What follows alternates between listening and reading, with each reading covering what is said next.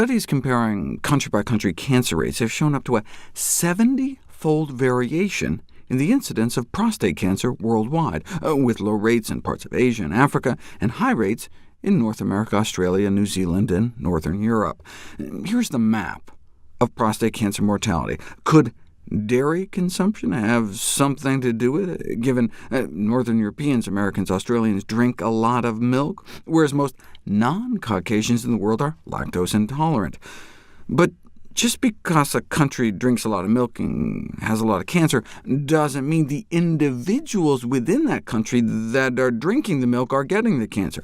That's why we need cohort studies, where you find out how much milk people drink and follow those individuals over time and see if those who drink more milk get more cancer. There have been dozens of such studies done. Put them all together, and intakes of total dairy products, including low-fat milk, were indeed associated with increased prostate cancer risk. The question is, why?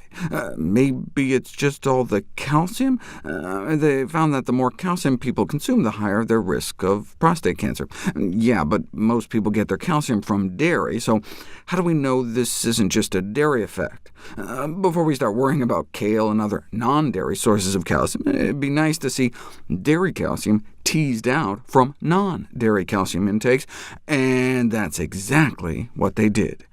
Yes, the more calcium from dairy sources, the higher the risk of cancer, but non-dairy sources of calcium were found to be protective. So it wasn't a calcium effect, it was a dairy effect.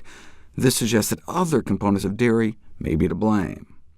They suggest it's the animal protein boosting the levels of a cancer-promoting growth hormone called IGF-1, insulin-like growth factor 1. If you look at 28 studies involving nearly 28,000 people, this is what's called an albatross plot. Any study to the right of this line shows a link between IGF-1 levels and dairy product, milk specifically, or dairy protein consumption, and any study hitting this line or over shows a significant association with higher IGF-1 levels. This could also explain why plant-based diets can be so protective. Put watch and wait cancer patients on a whole food plant-based diet for a year, no chemo, no radiation, lifestyle changes only, and get a significant reduction in PSA levels, indicative of tumor shrinkage, their bloodstream becoming nearly 8 times better at suppressing the growth of cancer cells. Do biopsies, and you can show changes in gene expression, a downregulation of critical cancer genes, effectively switching off cancer growth genes at a genetic level. Whereas if you instead eat lots of dairy after a prostate cancer diagnosis, you may suffer a 76% higher risk of death overall, and a 141% increased risk of dying specifically from your cancer. Even without IGF-1, the milk protein casein appears to be a cancer cell proliferation promoting factor, increasing the growth of prostate cancer cells, at least in a petri dish, and the same thing with whey, the other major animal protein in dairy.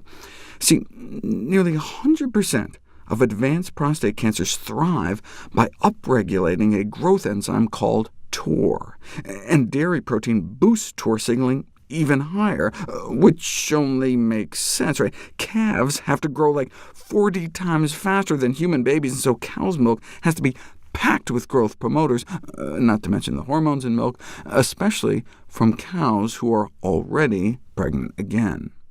This commercialized milk production by pregnant cows releases uncontrolled amounts of bovine steroid hormones into the human food chain, and so the combination may well explain the observed association between high dairy consumption and increased risk of prostate cancer.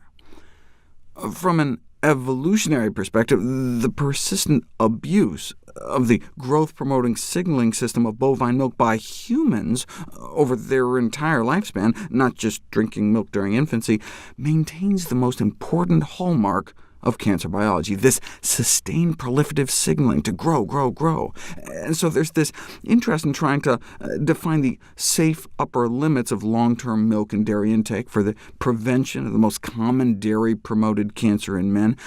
But if you look at diet and cancer guideline recommendations, yeah, milk may increase risk of prostate cancer. However, no recommendation was provided for cutting down on dairy, because the evidence for prostate cancer conflicted with decreased risk of colorectal cancer. High dairy intake is associated with increased prostate cancer risk, but decreased colon cancer risk. So it's like, alcohol may be an intoxicating carcinogen, but policymakers hesitate to introduce effective alcohol policies, or even to support the addition of cancer warning labels for fear they might undermine any possible health benefits of alcohol use. Now, I've talked about how the purported benefits of alcohol appear to be evaporating. Is dairy really protective against colon cancer? If you put all the cohort studies together, where they measured dairy consumption, then followed people for years to see who got cancer, milk and total dairy consumption was indeed associated with a reduction in colorectal cancer risk, one of our deadliest cancers. Now, people who drink more milk just happen to tend to exercise more, smoke less, drink less, eat less meat, which could explain some of the association. However, many of the studies adjusted for these kinds of confounding factors. More likely, it was the protective effects of the calcium, which may bind up pro-inflammatory bile acids in the gut, though high-fat dairy products like cheese may actually increase bile acids, explaining why the cheese appeared to cancel out the calcium benefit. So might we be able to get the best of both worlds by consuming non-dairy calcium sources?